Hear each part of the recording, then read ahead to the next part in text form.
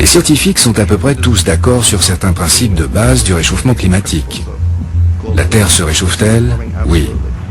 Une partie du réchauffement est-elle due à l'activité humaine? Oui. Jim Hansen, qui est directeur de l'Institut d'études spatiales de la NASA, a récemment donné une estimation plus juste basée sur des recherches de l'année dernière. Et l'estimation actuelle est que la Terre s'est réchauffée d'environ 7/10 de degré. Le réchauffement planétaire est réel. Il est destructeur et son impact sur la Terre défie l'imagination. Des événements catastrophiques ont changé leurs habitudes. Et c'est nous qui sommes coupables. Le trafic se produit sur de nombreux fronts et la Terre souffre. Quant aux hommes, ont changé leurs habitudes. Et c'est nous qui sommes coupables. Le réchauffement planétaire survient quand l'atmosphère s'enrichit des polluants provenant surtout des automobiles et des cheminées.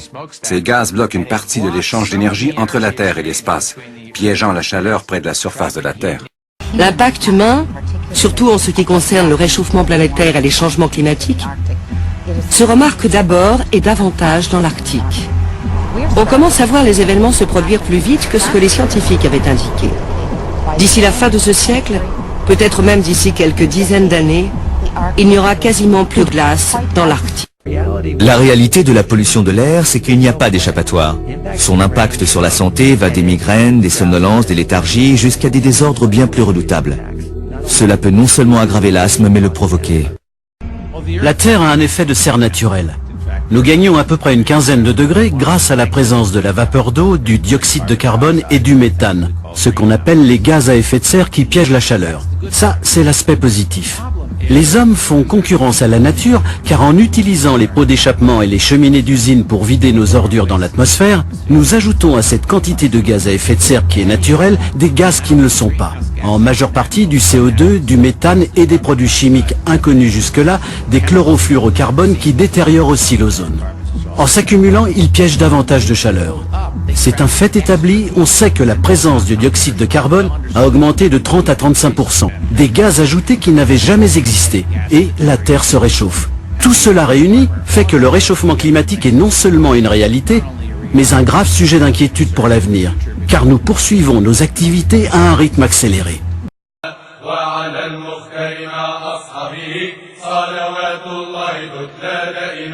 يا لطيف الصنع يا من كلما دام الأمر جلا ما دام يا غياث المستغيثين ويا ماضي الحكم إذا ما حكم فرج الأمر علينا سرعة إنما الأمر علينا عظما واستجب منا دعانا كرما يا كريم أنت رب الكرما قد سألنا اللطف منك عاجلا يا حليم أنت رب الحلما واسبل الستر علينا دائما يا رحيم أنت رب الرحمة وعلى المختار مع أصحابه صلوات الله تتلى دائما يا لطيف الصنع يا من كلما دام الأمر جلا ما دام يا غياث المستغيثين ويا ماضي الحكم إذا ما حكم فرج الأمر علينا سرعة إنما الأمر علينا عظما واستجب منا دعانا كرما يا كريم أنت رب الكرما قد سألنا اللطف منك عاجلا يا حليم أنت رب الحلما واسبل الستر علينا دائما يا رحيم. Quelle est la différence entre le sauna et le hammam? Chaleur sèche, c'est-à-dire que vous allez avoir un taux d'humidité aux alentours des 20%, pour une température qui peut atteindre jusqu'à 90 degrés pour le sauna. Alors que le hammam, c'est l'inverse. Ouais, ça peut atteindre 90 degrés. Le hammam, c'est l'inverse. C'est 100% d'humidité. Par contre, une chaleur moindre, 50 degrés, mais malgré tout, le ressenti est équivalent, tout simplement parce que l'eau est un meilleur conducteur de chaleur que l'air. Au mois de juillet dernier, on l'a appris récemment, une femme a perdu la vie alors qu'elle subissait un rituel de sudation. Alors, qu'est-ce que c'est que la hutte de sudation? Oui, la hutte de sudation n'est pas un emballage dans de la boue avec du cellophane autour, c'est pas du tout ça. La sudation, c'est une hutte qui est faite à l'origine en peau. Donc, la sudation, c'est, comme on le sait par les Suédois ou ce qui vient des Incas, et le corps transpire. On a des pierres à l'intérieur qui chauffent avec de l'eau. On chauffe des pierres dans le feu sacré à l'extérieur et on met de l'eau dessus. Mais à l'intérieur, ce qui va se produire, c'est que plus la chaleur, on a encore moins l'habitude. Parce qu'il fait vraiment très chaud là. Ça va vous dites ça chauffe beaucoup. Ça va progressivement. La femme, Madame Lavigne, est morte cuite, littéralement, parce que s'il faisait trop chaud. Mais c'est pas du tout le même principe, parce que ça appartient, mais c'est dangereux. Mais c'est le même processus. Ce que vous voulez, c'est suer, là, je présume, puisque c'est une thérapie de sudation. J'imagine, mais rester dedans. C'est-à-dire que c'est en fonction de leur rythme à eux. C'est déjà un énorme travail pour eux que de rentrer dans un environnement qu'ils ne connaissent pas. Ça dure combien de temps? Ça dépend des personnes qui sont là. En général, il y a 9 personnes qui vont rentrer avec moi. En même temps? Oui. Oh. Et ça dépend de si une personne souhaite sortir. Ça ne va pas sentir bien bon, 9 personnes à 50 degrés. Je l'attendais celle-là. Eh bien non. Vous avez de la sudation, à moins que tout le monde mette du Manen ou du Speed Stick Plus. Non, j'ai la solution, c'est amérindien. La femme qui a fait cuire la madame, là, elle était sûre que ça marchait ces affaires-là. C'est bien le drame. Je ne sais pas de quoi elle était sûre, mais il y avait 8-9 personnes qui sont là. Il y a une solidarité qui se crée aussi. Donc à l'origine, c'est l'énergie des êtres humains qui sont là, puis l'énergie de la terre, l'énergie de l'air, et puis de l'eau et des pierres. C'est toute cette synergie. Là, après de la rivière, on va se...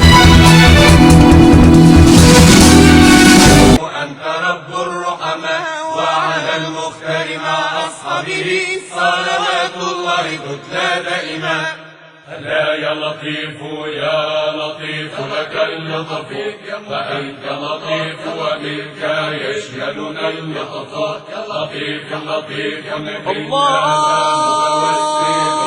بلطفك فالطف بنا وقد نزل اللطف بلطفك عنا يا لطيف ولا نحن دخلنا بوسط اللطف وانزجنا اللطف فجونا بلطف الله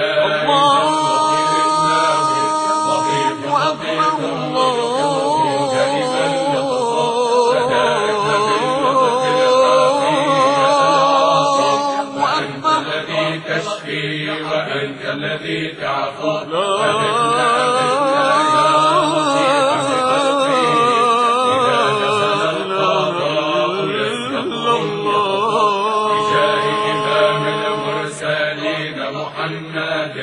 فلوله عين اللطف ما نزل اللطف عليه صلاة الله ما قال صادق ألا يا حفيظ يا حفيظ لك الحفظ ويا مؤمن أمن بأمنك خوفانا وأمن بلاد المسلمين من الشر يا لطيف يا حفيظ يا مغيث يا الله يا لطيف يا حفيظ يا مغيث يا الله يا لطيف يا حفيظ يا مغيث يا الله يا لطيف يا حفيظ يا مغيث يا الله ذاتك يا ذا العلا والجلال ومن تخطبي بسني اختصاص محمد الهاشمي الذي به لا يخيب لديك سؤال وآي الشفاء وكتاب الشفاء وما عد فيه له من خصال تكرم علينا ببرء السقم ونيل الذين نرتجي في المآل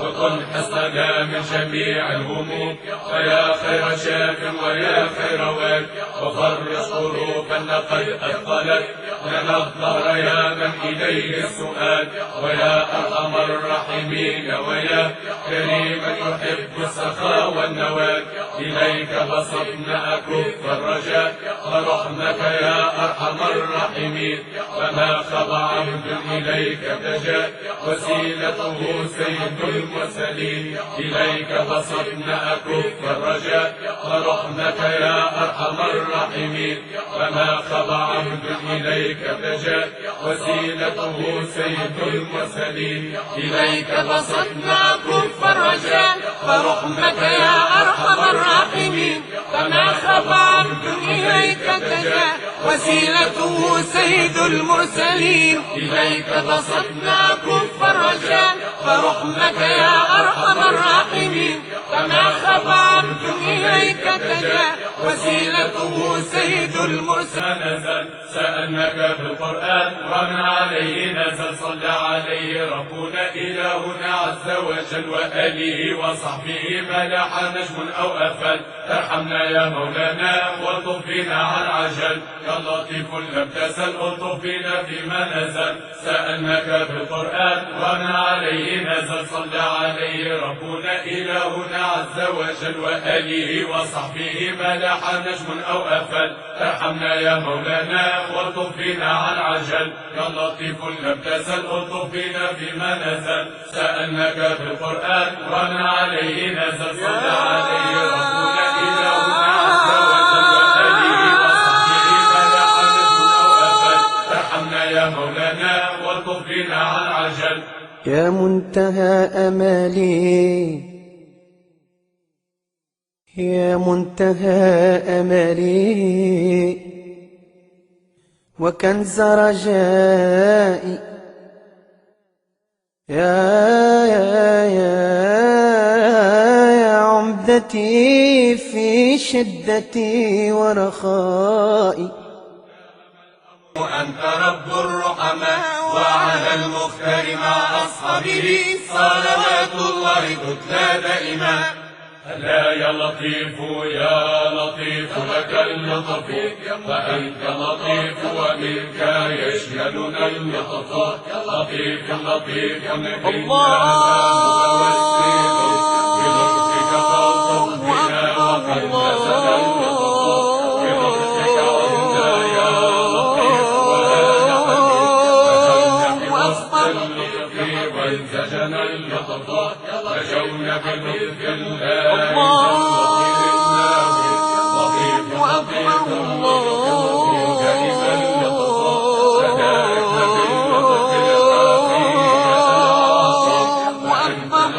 تشفي وأنت الذي تعفو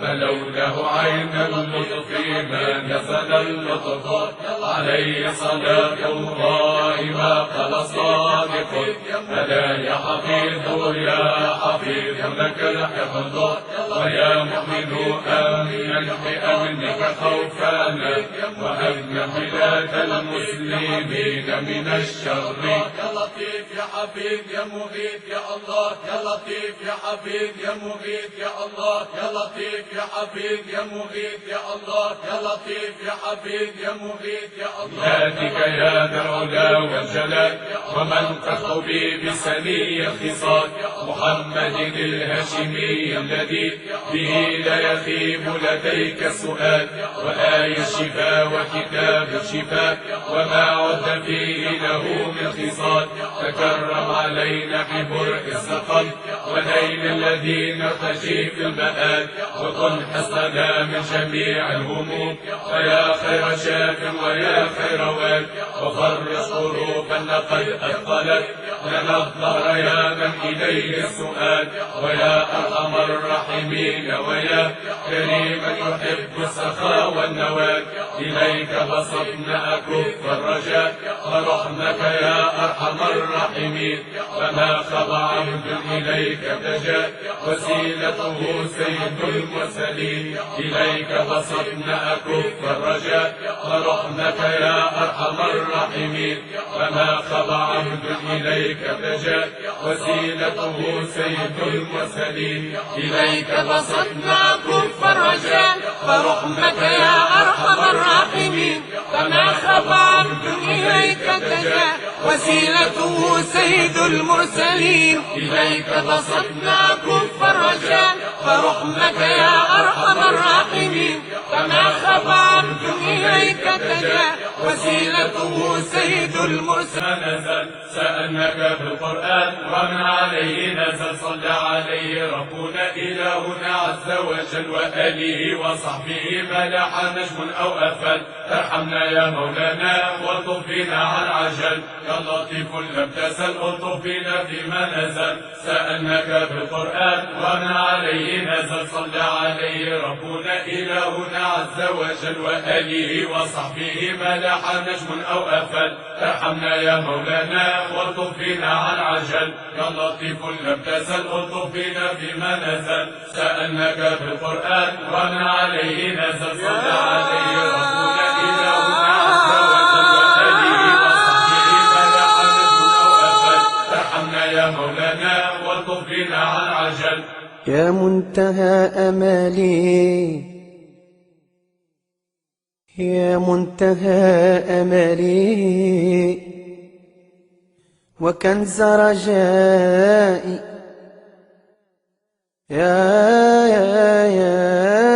يا عمدتي في شدتي ورخائي أنت رب الرحماء وعلى المختار مع أصحابه صلوات الله تتلى دائما ألا يا لطيف يا لطيف لك اللطف وأنت لطيف ومنك يشهدنا اللطف لطيف لطيف الله متوسل بلطفك فالطف بنا وقد نزل اللطف بلطفك عنا يا لطيف ولا يحدث وسط اللطف وانزجنا اللطف نجونا بلطف الله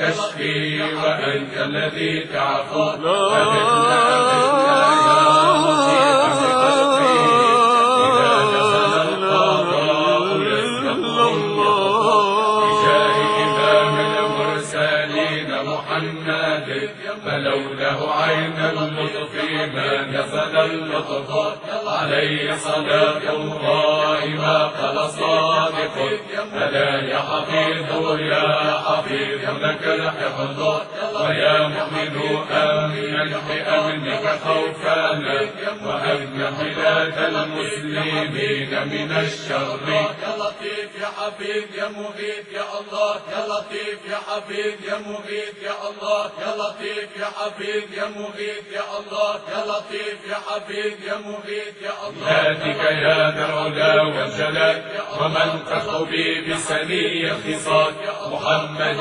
الهاشمي الذي به لا يخيب لديك سؤال وآي الشفاء وكتاب الشفاء وما عد فيه له من خصال تكرم علينا ببرء السقم وليل الذي نرتجي في المآل وكن حصنا من جميع الهموم ويا خير شاف ويا خير واد وفرج قلوبنا قد أثقلت لنا الظهر يا من إليه السؤال ويا أرحم الراحمين ويا كريما يحب السخاء والنوال إليك بسطنا أكف الرجاء ورحمك يا أرحم الراحمين وما خضع عبد إليك تجا وسيلته سيد المرسلين إليك بسطنا أكف الرجاء ورحمك يا أرحم الراحمين وما خضع عبد إليك تجا وسيلته سيد المرسلين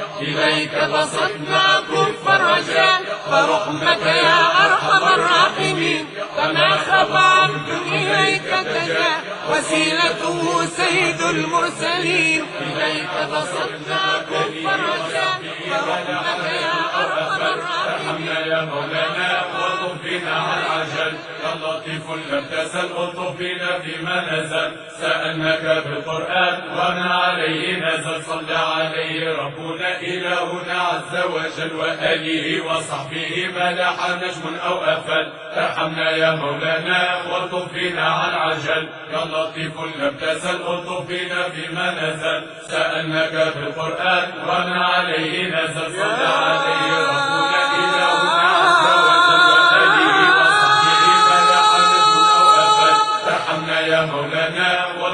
فينا عن عجل. يا منتهى أمالي، يا منتهى أمالي وكنز رجائي.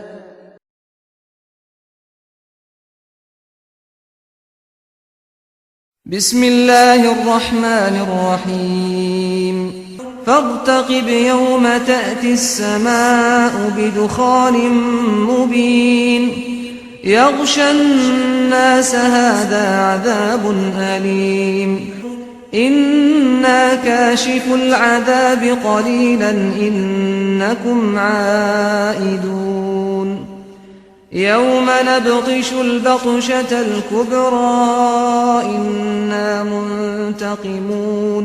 بسم الله الرحمن الرحيم ظهر الفساد في البر والبحر بما كسبت أيدي الناس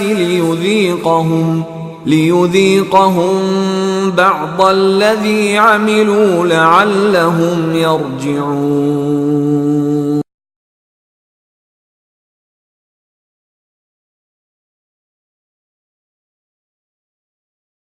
Au nom d'Allah, le plus miséricordieux, le très miséricordieux.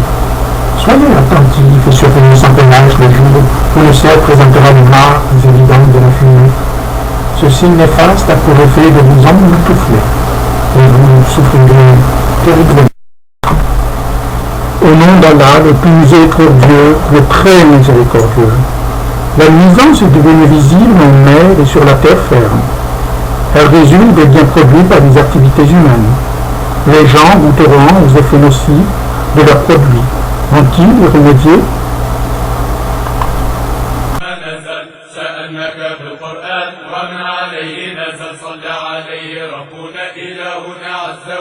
وآله وصحبه ملح نجم أو أفل ارحمنا يا مولانا والطف بنا عن عجل يا لطيف لم تزل الطف بنا فيما نزل سألناك بالقرآن وما عليه نزل صلى عليه ربنا إلهنا عز وجل وآله وصحبه ملح نجم أو أفل ارحمنا يا مولانا والطف بنا عن عجل يا لطيف لم تزل الطف بنا فيما نزل سألناك بالقرآن وما عليه نزل صلى عليه ربنا إلهنا عز وجل وآله وصحبه ملح نجم أو أفل ارحمنا يا مولانا والطف بنا عن عجل. يا منتهى أمالي، يا منتهى أمالي وكنز رجائي. يا عمدتي في شدتي ورخائي. أنت رب الرحماء وعلى المختار مع أصحابه صلوات الله تتلى دائما. لا يا لطيف يا لطيف لك اللطف وأنت لطيف ومنك يشملنا اللطف لطيف لطيف متوسل بلطفك فالطف بنا وقد نزل اللطف بلطفك عنا يا لطيف ولا حديث بوسط اللطف وانزجنا اللطف نجونا بلطف الله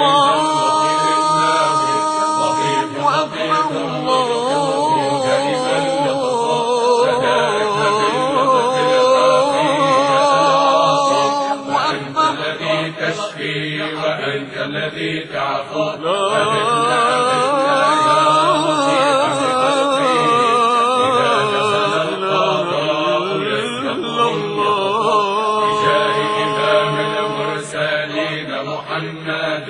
فلوله عين اللطف ما نزل اللطف اللطف عليه صلاة الله ما قال الصادق ألا يا حفيظ يا حفيظ لك الحفظ ويا مؤمن أمن بأمنك خوفنا وأمن بلاد المسلمين من الشر يا لطيف يا حفيظ يا مغيث يا الله يا لطيف يا حفيظ يا مغيث يا الله يا لطيف يا حفيظ يا مغيث يا الله يا لطيف يا حفيظ يا مغيث يا الله ذاتك يا ذا العلا والجلال ومن تخبي بسني اختصاص محمد الهاشمي الذي به لا يخيب لديك سؤال وآي الشفاء وكتاب الشفاء وما عد فيه له من خصال تكرم علينا ببرء السقم ونيل الذين نرتجي في المآل وكن حصننا من جميع الهموم فيا خير شاف ويا خير وال وفرج قلوبنا قد أثقلت لنا الظهر يا من إليه السؤال ويا أرحم الراحمين ويا كريما يحب السخاء والنوال إليك بسطنا أكف الرجاء ورحمك يا أرحم الراحمين فما خضع عبد إليك بجاء وسيلته سيد المرسلين إليك بسطنا أكف الرجاء ورحمك يا أرحم الراحمين فما خضع عبد إليك بجاء وسيلته سيد المرسلين إليك بسطنا كف الرجاء فرحمك يا أرحم الراحمين فما خاب عبد إليك تجاء وسيلته سيد المرسلين إليك بسطنا كف الرجاء فرحمك يا أرحم الراحمين ومنك يشهدنا اللطف لطيف لطيف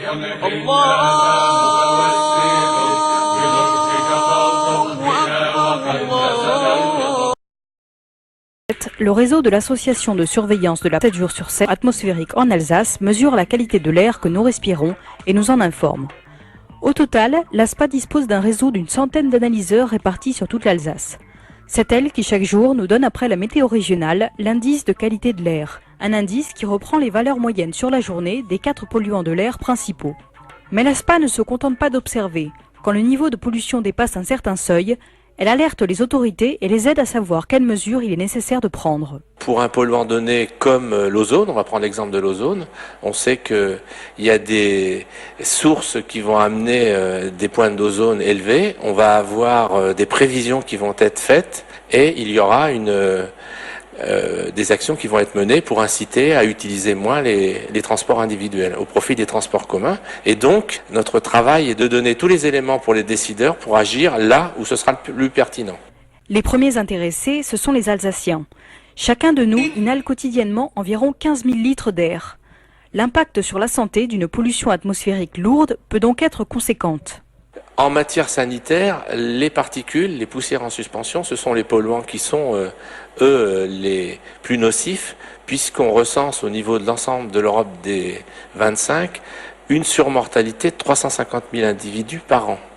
C'est la raison pour laquelle, quand on parle de réduction, c'est surtout pour se préoccuper de la santé humaine. En France, les ménages sont à l'origine de la moitié des émissions de gaz carbonique. Nous avons 2 outils qui vont faciliter un petit peu la prise en compte du comportement individuel par rapport à la pollution. Le premier s'appelle Itinéraire. Il permet de calculer l'impact de son moyen de transport, de son domicile à son lieu de travail. Et le deuxième outil s'appelle L'air, c'est mon affaire. Et cet outil permet de connaître en fonction de son comportement à son domicile tout ce qui va apporter des polluants à son domicile, faire des économies d'énergie, etc. Et surtout, ce sont des outils qui ne sont pas là pour culpabiliser, mais pour améliorer son comportement. Changer sa manière de se déplacer, éviter les gaspillages, bien choisir l'équipement de sa maison, autant d'aspects de la vie quotidienne dans lesquels nous pouvons tous investir pour aider l'ASPA à réduire la pollution de l'air.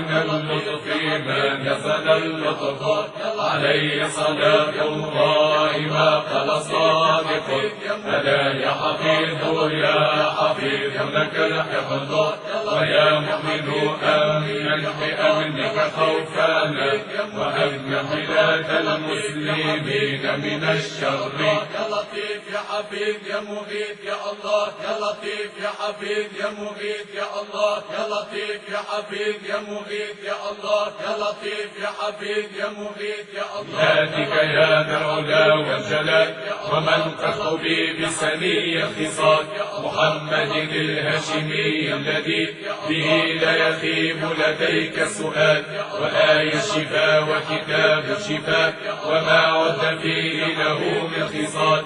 تكرم علينا ببرء السقم ونيل الذين نرتجي في المآل وكن حصنا من جميع الهموم ويا خير شاف ويا خير وال وفرج قلوبنا قد أثقلت لنا الظهر يا من إليه السؤال ويا أرحم الراحمين ويا كريما يحب السخاء والنوال.